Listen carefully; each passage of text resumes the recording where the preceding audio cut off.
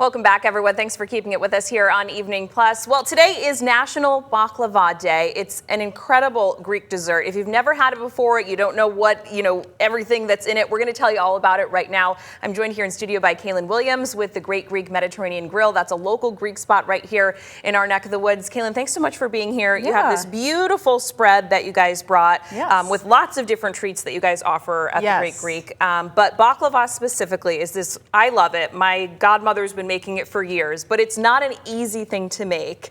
No. So you're going to kind of walk us through some of the process here. Yeah, like she said, it's a long process, and actually it's not too difficult, but it's a lengthy process. So you start, it's pretty much a lot of layering the phyllo dough. So this is right here is the phyllo dough, and then once you have that layer, you take the clarified butter, and between each layer you are putting the butter. There's 36 layers total, so you can imagine how much butter you're kind of putting on there. But yeah, and then once you have the base on here, you are taking the baklava filling here, which is a mix of like walnuts and sugar, breadcrumbs, and all of that. So you're getting it and you're putting it all here. Yeah, you kind of put it all through here. Smells so good. Yes, and then cinnamon too. And it's kind of a temperamental dessert too, because you kind of want the phyllo dough to be the right kind of texture and amount of moisture and all of that. So that's what can make it a little tricky. Exactly. Yes. Yep.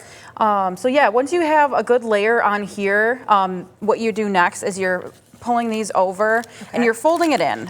So you're folding it in to get it kind of like it's in a pocket right now. So once you fold it in, you get that done, and then at that point you are getting your next layer. Whoop. You're getting be very careful, they're fragile. So yeah, you get your next layer, and then you get your butter, and then you're putting the butter on, and you do this step one more time, and then after that you're doing another 9 layers of the phyllo dough. Yes.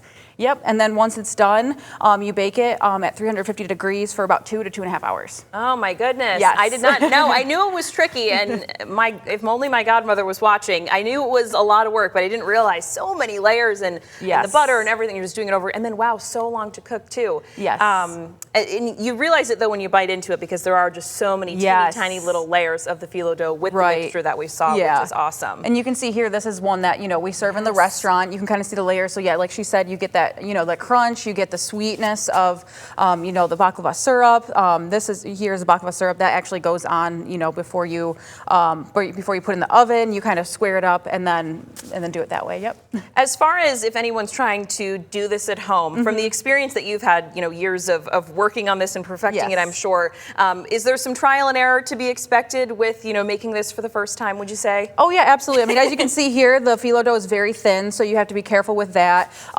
And it's all about getting all of the ingredients. So you have the baklava filling, you have the syrup, you have the clarified butter. So making sure that you get those recipes right on top of doing the baklava. So yes, there's a lot of steps involved. Multifaceted for sure. As far as describing the dessert itself, I know for me, you really taste that flakiness of the phyllo, but then kind of the nuts and the sugar and everything, and the syrup as well. I mean, it's kind of like biting into a sandwich of all of those things. Yes. How else would you describe it for anyone who's never had this Right, dessert yeah, it's one of those things that can be hard to describe, but yeah, we have all of our ingredients here. So it's very I would say it's not anything too it's not like too flavorful, but you get that it's a lot of sweetness, and the flakiness of it is really what a lot of people enjoy. And then, it gets topped with almonds as well, which, a lot of people like too. Yeah, and you guys have kind of a roll-up version over here? Yeah, so those are baklava fingers.